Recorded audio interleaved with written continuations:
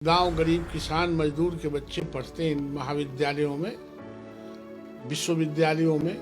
अगर उनका भविष्य चौपट हुआ तो बिहार का भविष्य चौपट हो जाएगा। सिटी में भ्रष्टाचार फैला रहे हैं, जहां एक मजबूत स्तंभ के तरह गांव के बच्चों को निकालना था, वहां भ्रष्टाचार के स्तंभ आरोपित कर रहे हैं, बना रहे हैं।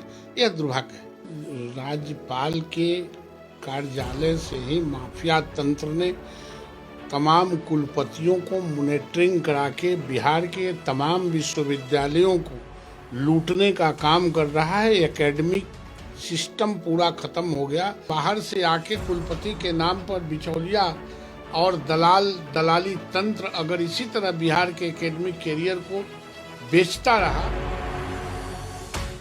हमारे साथ हैं बीजेपी के एमएलसी नवल किशोर यादव।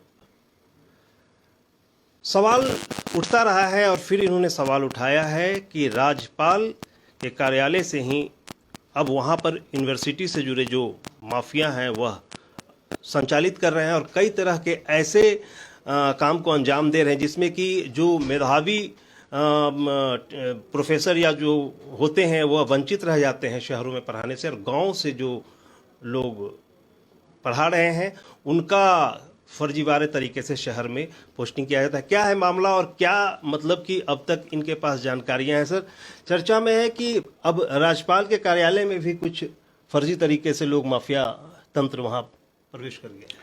नहीं, राज्यपाल के कार्यालय से ही माफिया तंत्र ने तमाम कुलपतियों को मॉनिटरिंग करा के बिहार के तमाम विश्वविद्यालयों को लूटने का काम कर रहा है। एकेडमिक सिस्टम पूरा खत्म हो गया।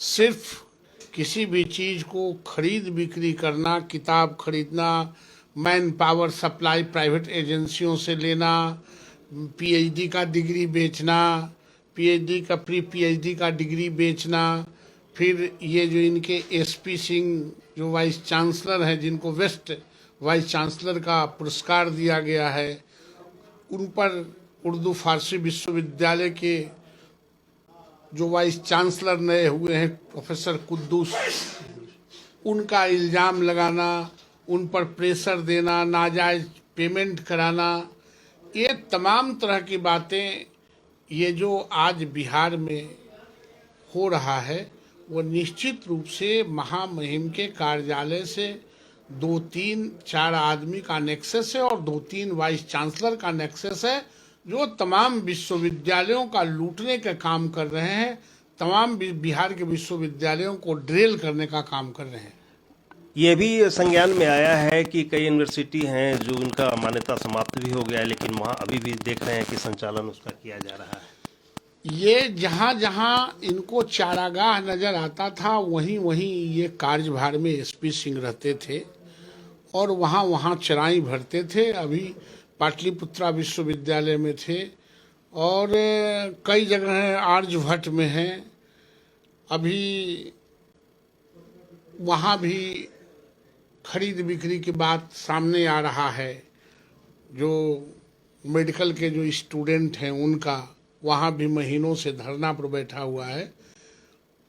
पाटलिपुत्रा विश्वविद्यालय में भी 5 करोड़ के किताब खरीदे गए हैं आउट ऑफ सिलेबस, और उसको रखने के लिए 5 लाख महीना पर भाड़ा पर रेंट पर मकान लिए गए हैं। 1-1.5 करोड़ रुपया उसको रख रखाव के लिए खर्च किया गया है। ये तमाम जो चीज़ें हैं, मैंने बिहार सरकार से मुख्यमंत्री जी से आग्रह किया है कि आप बिहार के तमाम विश्वविद्यालयों को एक बार जांच कराएं, तमाम विश्वविद्यालयों को जांच करा लें, तमाम महाविद्यालयों को जांच करा लें और फिर वहाँ से विश्वविद्यालयों को शुरू करें। ये ज़्यादा बेहतर होगा। अगर इस तरह की घटनाएं घटती रही और बाहर से आके कुलपति के नाम पर बिचौलिया और दलाली तंत्र अगर इसी तरह बिहार के एकेडमिक कैरियर को बेचता रहा, इस राज्य के 89% के करीब गांव गरीब किसान मजदूर के बच्चे पढ़ते हैं इन महाविद्यालयों में, विश्वविद्यालयों में। अगर उनका भविष्य चौपट हुआ तो बिहार का भविष्य चौपट हो जाएगा।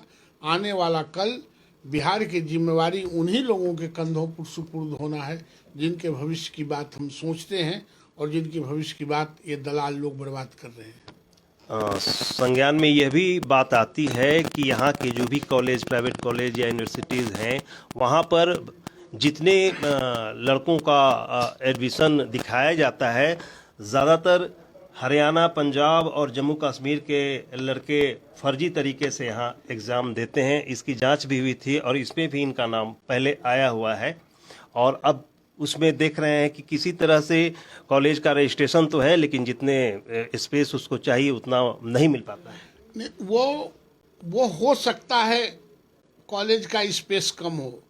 बेसिक सवाल यह है कि विद्यार्थियों को पढ़ने का ऑनलाइन आपने कर दिया है। आप पटना के लड़के लड़कियों को पालीगंज में भेज देंगे, आप पटना के लड़के लड़कियों को बिहार शरीफ में भेज देंगे, आप बाढ़ में भेज देंगे, तो कौन पढ़ने जाएगा? इसका कारण क्या हुआ कि आप बाढ़ के लड़के लड़कियों को पटना में भेज दिया, पटना के लड़के लड़कियों को बाहर भेज दिया ऑनलाइन में, तो लोग ड्रॉप आउट होने लगे और जो बच्चे एडमिशन ले रहे हैं वह भी क्लास नहीं जाते, अटेंडेंस लॉस हो गया। किसी कॉलेज में क्लास नहीं चल रहे, यह बड़ी दुर्भाग्य की बात है, क्योंकि बच्चे जाते ही नहीं है। आपने अभी बगल में कोई कॉलेज है, पुनपुन में कॉलेज है, तो पुनपुन के इर्द गिर्द के बच्चे और बेटियों को अगर आप एडमिशन कीजिएगा तो वो जाएगा, उसको कर दीजिएगा आप ला के दानापुर में तो नहीं जाएगा।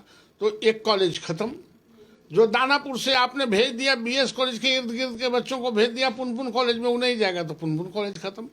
तो हम कन्वीनियंस बनाते हैं। शिक्षा देने का मतलब हमको कन्वीनियंस बनाना है, ना कि उसको हम अधिक से अधिक ऐसा उथल पुथल कर दें कि बच्चे पढ़ने से इनकार कर दें।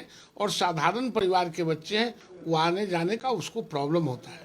लेकिन जो इस व्यवस्था को देखते हैं उनको सम्मानित भी किया जाता है, तो ये तो अपने आप में काफी हास्यास्पद है। निश्चित रूप से सारे चोरों का जमावड़ा राजभवन में है, क्योंकि वहाँ दलालों के एक नेक्सस है और वो दलालों के नाम पर, दलाली के नाम पर ये काम किया जाता है। और सुरेंद्र सिंह जो एसपी सिंह हैं, ये उसके बड़े से बड़े सरगना हैं, सूत्रधार हैं। ऐसे लोगों को इनके जहाँ जहाँ रहे हैं, मैंने मुख्यमंत्री जी से मांग किया है, जहाँ जहाँ ये कार्यभार में रहे हैं उसकी जांच होनी चाहिए, इन पे कार्रवाई होनी चाहिए, इनको जेल भेजना चाहिए। जब 5 करोड़ की किताब खरीदते हैं, आप बच्चे पढ़ने जाते ही नहीं है, वहाँ बच्चा का एंट्री है, तो आप खरीदा क्यों? सिर्फ कमीशन के लिए? ऐसे में तो राजस्व का नुकसान भी है। राजस्व का नुकसान है सो है। ये सबसे बड़ा चीज है कि यूनिवर्सिटी का एकेडमिक कैरियर खत्म हो रहा है। यूनिवर्सिटी में भ्रष्टाचार फैला रहे हैं। जहां एक मजबूत स्तंभ के तरह गांव के बच्चों को निकालना था, वहां भ्रष्टाचार के स्तंभ आरोपित कर रहे हैं, बना रहे हैं। यह दुर्भाग्य है। तो इस पर राज्यपाल महोदय जो हैं वो उनके संज्ञान में शायद यह बात है, या अगर उनके संज्ञान में यह बात आती है तो फिर कार्रवाई क्यों नहीं की गई? तो अभी तो संज्ञान में आ ही गया है। आप जब दिखाइएगा और जो चैनल पर चल रहा है, तो सीधा पंजाब केसरी की लाइव तस्वीरें प्रोफेसर कुद्दूस ने जो लिखा, चीफ मिनिस्टर को दिया, महामहिम को दिया, तो अब कैसे हो? अब कैसे जानकारी दिया जाए? निश्चित रूप से बिहार में हम लोगों को रहना है। हमारी जिम्मेवारी है बिहार के शिक्षकों का, बिहार के विद्यार्थियों का, बिहार के विश्वविद्यालयों का, बिहार के महाविद्यालयों को सोचने, समझने और उसको बेहतर बनाने की जिम्मेवारी हमारी है।